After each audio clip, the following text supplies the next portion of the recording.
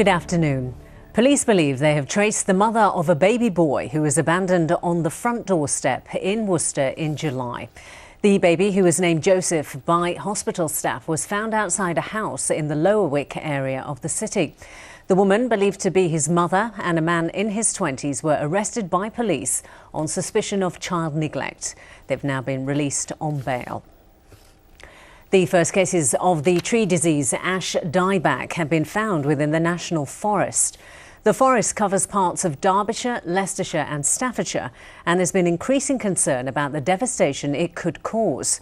Ash trees ranging from 5 to 17 years old have been found to be affected at 3 sites, as Phil Brewster reports. The National Forest was set up almost 25 years ago here in the Midlands as an environmental regeneration project on land that had been scarred by mining. But now the National Forest is under attack from a disease called ash dieback. Joining me now to discuss this is Sophie Churchill, Chief Executive of the National Forest Company. Sophie, first of all, briefly, what is ash dieback? It's a fungus, it's carried on the wind, and it's got the potential to kill ash trees, whether it's in Europe or in England. How big a threat is that to the National Forest here, though? Well, we have more than 1 million ash trees in the National Forest, but that is out of 8 million trees overall across the whole forest. And I heartily hope and expect that not all those ash trees would go. But we'll have some gaps in the woods, there's no doubt about it. What can we do, if anything, to prevent the spread of the disease? Looking after our woods is really important. Keep them healthy, that makes the trees more resilient generally. Replant where you've got young trees that may have been taken out, but don't fell trees, leave the mature ones, they'll still do lots of good.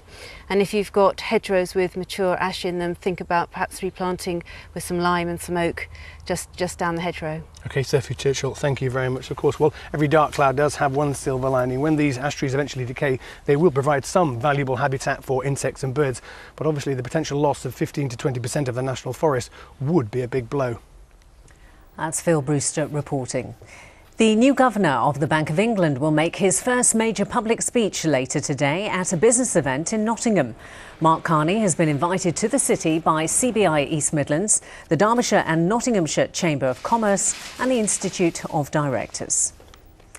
Homes and businesses across rural parts of Leicestershire will soon have access to high-speed broadband thanks to a £17 million investment. It means 95% of internet users across the county should have faster internet use within 3 years. Within the next hour, a service will be held in memory of Leicestershire schoolgirl Hannah Smith. It's believed the 14-year-old hanged herself after becoming a victim of internet bullying. School friends and parents from Hannah's year group at Lutterworth High School will gather to remember her. The Only Way is Essex star Lydia Bright has opened a temporary store in Redditch.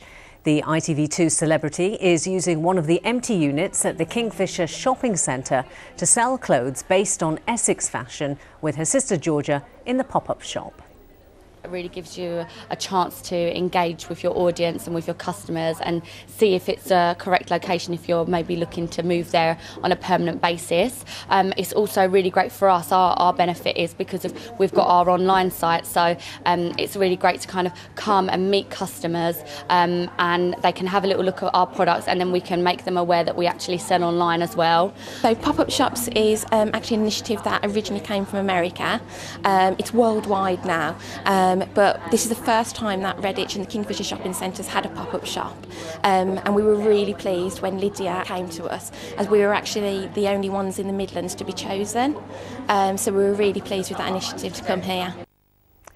2 rare turtles have hatched at the National Sea Life Centre in Birmingham, much to the delight and surprise of staff there. The Roti Island snake-necked turtles are only a week old, and they're one of the rarest species of turtle in the world. They're thought to be just 250 left. Now, when their parents arrived in Birmingham a few years ago, they were barely bigger than these 2 are now.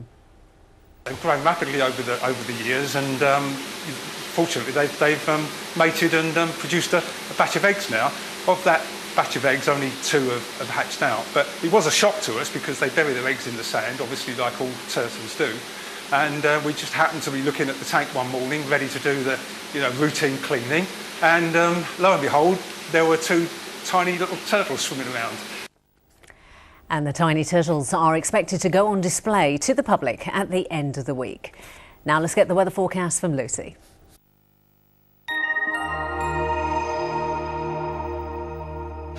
The weather over there is changing every 5 minutes. Well, I'm not going to look stupid wearing the wrong stuff. Oh, no. Hello, well the cloud is building as we head through the next 24 hours or so, and it's going to turn a little bit cooler for the weekend as well. A ridge of high pressure currently in charge of our weather, but various weather fronts moving across the country, not really bringing much rain for us, but certainly bringing more in the way of cloud and those cooler temperatures for Saturday and Sunday. But as for this afternoon, well, lots of sunshine on offer, not wall-to-wall sunshine, some cloud floating around, making the sunshine quite hazy at times, but in any sunny spells, feeling nice with highs of 22 degrees Celsius. Staying dry and quite mild overnight tonight as well. Have a good day. Flybe, sponsors of ITV Central Weather. And that brings you up to date with the news this lunchtime. There are more details on our stories on the web, itv.com/central. I'm back with Bob at 6. Hope you can join us then. For now, though, from the team, have a lovely afternoon. Bye-bye.